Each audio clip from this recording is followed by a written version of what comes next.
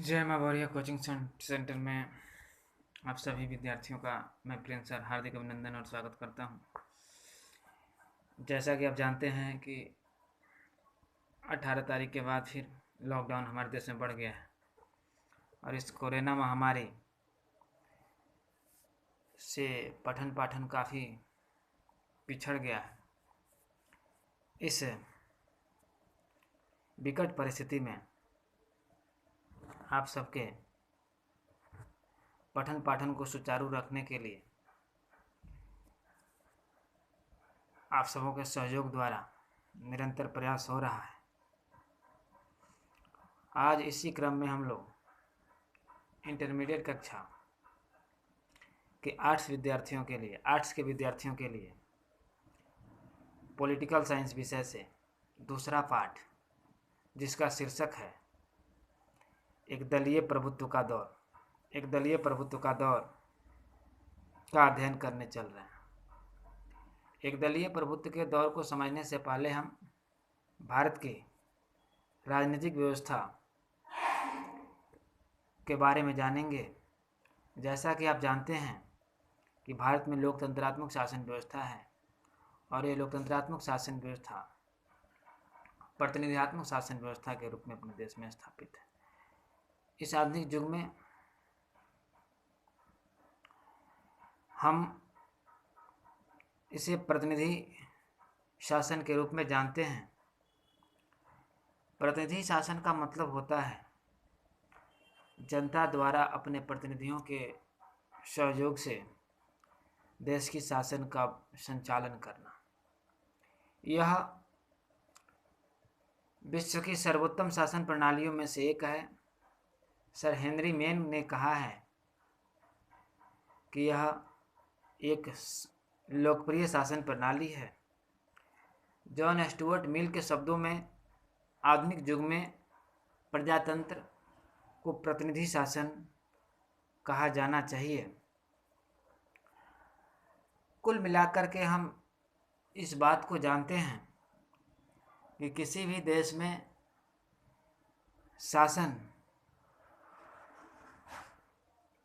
देश में लोकतंत्रात्मक शासन व्यवस्था को सुचारू रूप से संचालित करने हेतु हमें दलों की आवश्यकता होती है। और जब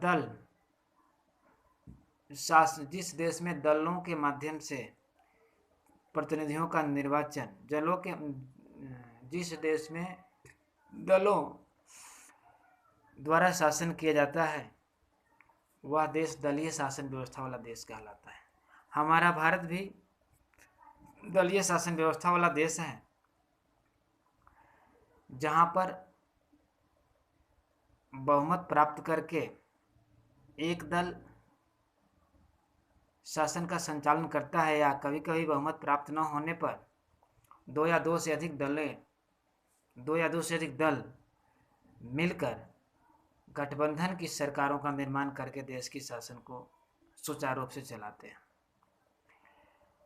दलीय व्यवस्था के क्रम में देखा जाए तो पूरे विश्व में 3 प्रकार की दलीय व्यवस्थाएं पाई जाती हैं। पहली दलीय व्यवस्था, जिसको एक दलीय व्यवस्था, उसके बाद द्विदलीय व्यवस्था और बहुदलीय व्यवस्था, ये 3 दलीय व्यवस्थाओं के प्रकार हो गए। एक दलीय व्यवस्था का मतलब होता है जिस देश में एक ही दल को शासन में भाग लेने का अधिकार हो। जब एक दल शासन के लिए अधिकृत होता है, एक ही दल पर के लिए शासन का उत्तरदायित्व होता है, तो वैसी शासन व्यवस्था एक दलीय शासन व्यवस्था के रूप से जानी जाती है। एक दलीय शासन व्यवस्था साम्यवादी शासन व्यवस्था वाले देशों में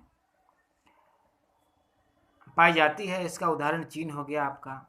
लेकिन एक दलीय शासन व्यवस्था को हम लोकतंत्रात्मक शासन व्यवस्था की संज्ञा नहीं दे सकते हैं, क्योंकि कहीं ना कहीं जनता को पूरी आज़ादी नहीं रहती है कि वह अपनी इच्छानुसार प्रतिनिधियों का या सरकार का चयन कर सके।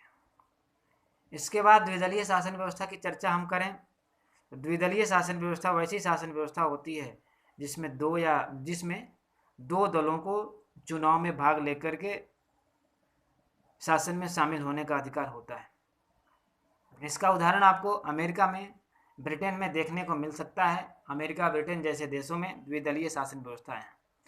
द्विदलीय शासन व्यवस्था में एक दलीय शासन व्यवस्था की अपेक्षा जनता के समक्ष कह सकते हैं कि विकल्प रहता है कि वह प्रतिनिधि को चयन कर सके। द्विदलीय व्यवस्था में स्थिरता ज़्यादा पाई जाती है। वहाँ जोड़ तोड़ गठबंधन की राजनीति कम पनप पाती है। उसके बाद तीसरी व्यवस्था का अध्ययन करेंगे। तीसरी व्यवस्था का नाम है बहुदलीय शासन व्यवस्था। बहुदलीय शासन व्यवस्था वैसी शासन व्यवस्था है जिसमें किसी देश में 2 या 2 से अधिक दल चुनावी प्रक्रिया में भाग लेकर के सत्ता में भागीदार होते हैं, शासन में शामिल होते हैं, सरकारों के गठन में शामिल होते हैं। जैसा कि आप देख सकते हो, भारत इसका जीता जागता उदाहरण है। भारत में अनेक दल हैं, सबको दल बनाने का अधिकार है। आजकल तो ऐसी परिपाटी बन गई है कि एक दल से कोई नेता असंतुष्ट होता है तो वह तुरंत ही कल अपना नया दल बना लेता है। कुल मिलाकर बहुदलीय शासन व्यवस्था के फायदे भी हैं और हानियां भी हैं। लाभ यह है कि जनता के सामने बहुत विकल्प होता है, जनता मनचाहे प्रतिनिधि का चयन कर पाती है।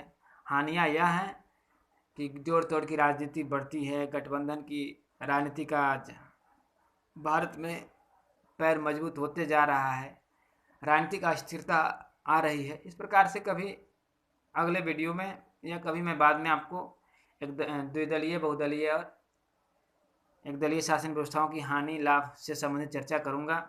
आज हम लोगों को एक दलीय प्रभुत्व के दौर को जानना है। अभी मैंने दलीय व्यवस्था का जिक्र इसलिए किया क्योंकि पहले आप समझ लें कि दलीय व्यवस्था कितने रूपों की होती है, उसके बाद एक दलीय प्रभुत्व का दौर किया। अभी तो मैंने एक दलीय व्यवस्था बताई आपको। अब एक दलीय प्रभुत्व को की परिभाषा को समझने से पहले हम भारत के लोकतांत्रिक सफ़र का अध्ययन करेंगे कि भारत का राजनीतिक सफ़र कैसे शुरू हुआ। जैसा कि आप जानते हो, 15 अगस्त 1947 ईस्वी को भारत अंग्रेज़ों के 200 वर्षों के अत्याचारों से मुक्त हो पाया और भारत को स्वतंत्रता नसीब हुई। स्वतंत्र भारत में अंतरिम सरकार का गठन किया गया। 26 जनवरी 1950 को देश का नया संविधान लागू किया गया। इस प्रकार से भारत को गणतंत्र घोषित किया गया। गणतंत्र का शाब्दिक अर्थ होता है जनता का शासन। गण माने जनता, तंत्र माने शासन। तो गणतंत्र की स्थापना हुई। गणतंत्र की स्थापना के बाद हमारे भारत में एक तरह से कह सकते हो कि लोकतंत्रात्मक शासन व्यवस्था का परीक्षण होने वाला था, टेस्ट होने वाला था कि भाई भारत के लोग लोकतंत्रात्मक शासन व्यवस्था को कैसे एक्सेप्ट करते हैं, इसका बिहेवियर कैसा होगा, कैसे हमारे देश में चुनाव का कार्य संपन्न होगा। एक विशाल देश में पहली बार लोकतंत्र को स्थापित करके एक चुनी हुई सरकार का गठन करना था। यह एक बहुत बड़ी चुनौती थी। उसके लिए विभिन्न संवैधानिक संस्थाओं ने अपने दायित्वों का निर्वाह किया और देश में पहली बार 1952 ईस्वी में चुनाव हुआ और इस चुनाव को हम पहला आम चुनाव के नाम से जानते हैं। इस पहले आम चुनाव में देश में सबसे पहली बार वयस्क नागरिकों ने अपने मताधिकार का प्रयोग किया। लगभग इसमें 18 करोड़ लोग वोट दिए और 18 करोड़ लोगों के वोटों के द्वारा देश के लिए नई सरकार का चयन हुआ। एक बात मैं और स्पष्ट कर देना चाहता हूं, देश में जब पहली बार चुनाव हुआ तो उस चुनाव में लोकसभा और विधानसभा की एक साथ चुनाव हुए। इस चुनाव में कांग्रेस समेत अनेक राजनीतिक दलों तथा निर्दलीय उम्मीदवारों ने अपना भाग्य आजमाया, लेकिन कांग्रेस, जिसको स्वतंत्रता संग्राम के नायक के रूप में देखा जाता है, उसे भारतीय जनता का असीम आशीर्वाद प्राप्त हुआ। भारतीय जनता ने कांग्रेस नेताओं के बलिदान को याद करते हुए प्रथम आम चुनाव में न केवल लोकसभा में बल्कि विभिन्न राज्य विधानसभाओं में भी यह देखा गया कि कांग्रेस को प्रचंड बहुमत प्राप्त हुआ। देश में सबसे पहली बार जब चुनाव हुए तो उस चुनाव में 485 सीटों पर चुनाव हुआ और 485 लोकसभा सीटों पर चुनाव हुआ। और इस चुनाव में भारतीय राष्ट्रीय कांग्रेस 364 सीटों को जीत करके सरकार बनाने, अपार बहुमत के साथ सरकार बनाने में सफल रही। विधानसभाओं की चर्चा करें तो आप बिहार विधानसभा में उस समय कुल 330 सीटें थीं, जिसमें 240 सीट लेकर के बहुमत प्राप्त किया। मुंबई महाराष्ट्र को देखो आप, 365 में 315 सीटों में से 269 प्राप्त हुआ। मध्य प्रदेश में 232 में 194 प्राप्त हुआ। उत्तर प्रदेश में 430 में 390 सीटें प्राप्त हुई। इस प्रकार से हम कह सकते हैं कि लगभग 90% विधानसभाओं पर कांग्रेस का कब्जा रहा। अनेक उम्मीदवार निर्दलीय भी थे, कहीं कहीं निर्दलीय उम्मीदवारों को भी सफलता अर्जित हुई, लेकिन कुल मिलाकर के ये कांग्रेस का सफ़र 1952 से इस देश में प्रारंभ हुआ। एक नया जीवन यह कांग्रेस के लिए था। और 1952 के प्रथम आम चुनाव के बाद कांग्रेस का करिश्मा लगातार 2-3 तीसरे आम चुनाव तक कह सकते हैं, तीसरे आम चुनाव तक कायम रहा। जब दूसरा आम चुनाव हुआ तो दूसरे आम चुनाव के समय में 494 लोकसभा सीटों के लिए चुनाव हुए 1957 ईस्वी में। इस चुनाव में भी कांग्रेस ने 371 सीटें प्राप्त की। फिर तीसरा आम चुनाव 361 ईस्वी में हुआ। 361 सीटें तीसरे आम चुनाव में कांग्रेस को प्राप्त हुई। यह चुनाव 1962 ईस्वी में हुआ था। उस समय भी कुल लोकसभा की सीटों की संख्या 494 थी। इस प्रकार से यह देखा गया कि 1952 से 1967 तक लगातार 3 आम चुनाव में कांग्रेस को प्रचंड बहुमत प्राप्त हुआ। अनेक दल होते हुए भी सत्ता एक हाथों में केंद्रित हो गई। इस दौर को हम एकल प्रभुत्वीय दौर के नाम से जानते हैं। जब अनेक दल किसी देश में शासन के लिए चुनाव में भाग लेते हों, लेकिन कहीं न कहीं एक दल का प्रभुत्व, एक दल का जलवा कायम हो, तो वह प्रभुत्व एक दलीय प्रभुत्व कहलाता है। और एक दलीय प्रभुत्व का सबसे जीता जाता हुआ उदाहरण हमारे देश में 1952 से 1967 तक की राजनीति के द्वारा देखने को मिलता है। 1952 से 1967 मतलब कुल मिलाकर कह सकते हो 15 वर्षों तक इस भारत की राजनीति में लगातार कांग्रेस का जो दबदबा रहा। केवल लोकसभा में, केवल केंद्र में ही कांग्रेस की सरकारें नहीं रहीं, विभिन्न विधानसभाओं में भी देखा गया कांग्रेस, ऊपर कांग्रेस और नीचे कांग्रेस वाली स्थिति थी। इस दौर को राजनीतिक शास्त्रियों ने, एक दलीय इतिहासकारों ने एक दलीय प्रभुत्व का दौर कहा है। यही एक दलीय प्रभुत्व का दौर है। एक दलीय प्रभुत्व के दौर के अनेक कारण हैं, उन सब कारणों की चर्चा हम करेंगे। सबसे पहला कारण यह है कि आप जानते हो कांग्रेस देश की सबसे पुरानी पार्टी है, जिसका जन्म 1885 ईस्वी में पराधीन भारत में हुआ था। और पराधीनता से स्वतंत्रता तक का सफर इस देश में किसी पार्टी ने निभाया है, किसी पार्टी ने सफर किया है, तो उस पार्टी का नाम है भारतीय राष्ट्रीय कांग्रेस पार्टी। भारतीय राष्ट्रीय कांग्रेस के विभिन्न नेताओं के द्वारा स्वतंत्रता संग्राम में भारतीय जनता का नेतृत्व किया गया। इसमें शिखर पर महात्मा गांधी का नाम आता है। उस की चर्चा मैं अभी नहीं करना चाहता। आपको जब गांधी के जीवनी के बारे में बताया जाएगा या स्वतंत्र भारत में या भारतीय राष्ट्रीय आंदोलन की चर्चा होगी, तो उसको एक अलग से वीडियो आएगा, उस पर विधिवत चर्चा की जाएगी। मैं यह बता रहा था कि क्या कारण रहा एक दलीय प्रभुत्व दौर का, क्यों एक ही दल के लोगों को, एक ही दल को बार बार जनता ने चुना। तो उसका सबसे पहला कारण मैंने बताया कि कांग्रेस के प्रति पूरे देश की जनता की अपार सहानुभूति थी। दूसरा, पंडित जवाहरलाल नेहरू का करिश्माई नेतृत्व, लोकप्रिय छवि, इसका दूसरा बड़ा कारण था। क्योंकि पंडित जवाहरलाल नेहरू उस समय के सबसे लोकप्रिय नेता थे, जन जन के हृदय पर राज करने वाले नेता थे। आज़ादी की लड़ाई लड़ी थी, हो भी क्यों नहीं। उनका पूरा परिवार स्वतंत्रता की लड़ाई को देखा नहीं बल्कि उसका नेतृत्व किया, उसमें भागीदार रहा। मोतीलाल नेहरू की चर्चा करो आप, जो पंडित जवाहरलाल नेहरू के पिता थे, चाहे उसके बाद हम जवाहरलाल नेहरू की चर्चा करें।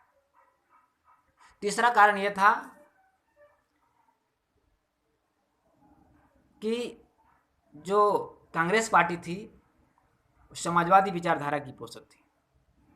सेकुलरिज्म, समाजवाद कांग्रेस की मूल जड़ें हैं, मूल सिद्धांत है। चौथा कारण, जो हमारे देश में दल थे वे कोई विकल्प नहीं दे सकते थे, राजनीतिक स्थिरता कायम नहीं कर सकते थे।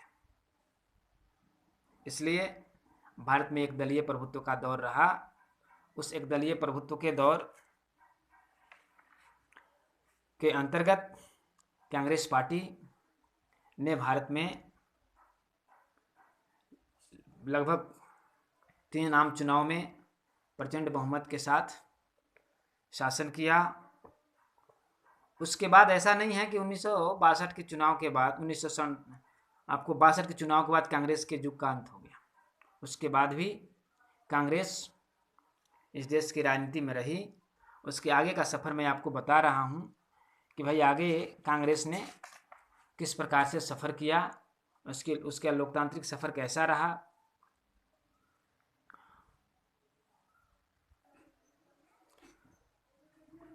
उन्नीस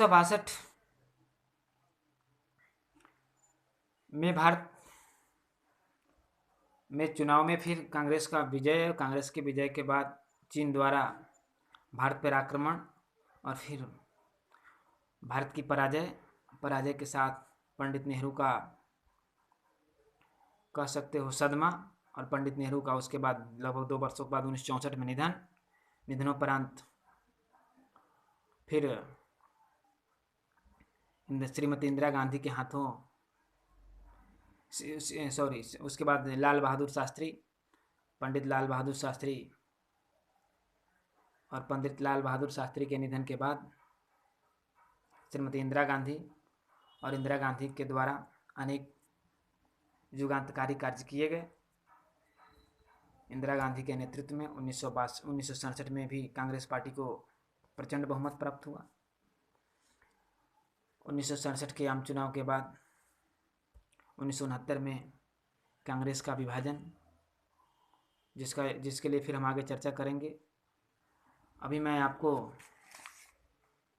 विभिन्न राजनीतिक दलों के विचारधाराओं के बारे में बता दूं। जैसा कि मैंने सबसे पहले बताया कि सबसे पुरानी पार्टी का नाम है, जिस पार्टी को आप भारतीय राष्ट्रीय कांग्रेस के नाम से जानते हो, यह भारत की सबसे पुरानी पार्टी है। इसका सिद्धांत क्या है, इसकी नीतियाँ क्या हैं, इसके कार्यक्रम क्या हैं? तो इसका सबसे प्रमुख सिद्धांत धर्मनिरपेक्षता है, सद्भाव, सभी धर्मों के प्रति सद्भाव, किसी भी धर्म में हस्तक्षेप न करना और विविधता में एकता स्थापित करना भारतीय राष्ट्रीय कांग्रेस की सबसे बड़ी विशेषता है।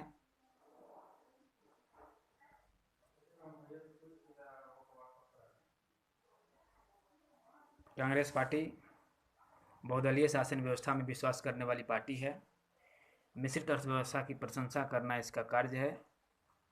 प्रेस की स्वतंत्रता, जन अधिकारों के लिए लड़ाई लड़ना, उपनिवेशवाद का विरोध करना, संप्रदायवाद का विरोध करना, जातिगत भेदभाव का विरोध करना, सांप्रदायिक दलों और विभिन्न गुटों के साथ के अराजकता फैलाने वाले गुटों का विरोध करना, गैर सांप्रदायिक दलों से मिलजुल कर सरकार बना करके देश की सेवा करना, देश में सामाजिक सौहार्द कायम करना तथा सामाजिक सद्भाव हेतु प्रयास करना, जनता को राजनीतिक प्रशिक्षण देना, अंतर्राष्ट्रीय शांति और सुरक्षा की नीति बनाना, गुट निरपेक्ष आंदोलन को बढ़ावा देना जैसे प्रमुख सिद्धांतों पर कार्य करने वाली पार्टी है। इसके बाद फिर मैं communist party, Bharatiya Janata party, Bahujan Samaj party, Trinamool Congress इत्यादि के बारे में आपको अगले वीडियो में बताऊंगा। आप लोग इसकी तैयारी करें, इसे नोट्स बना लें। बहुत बहुत धन्यवाद।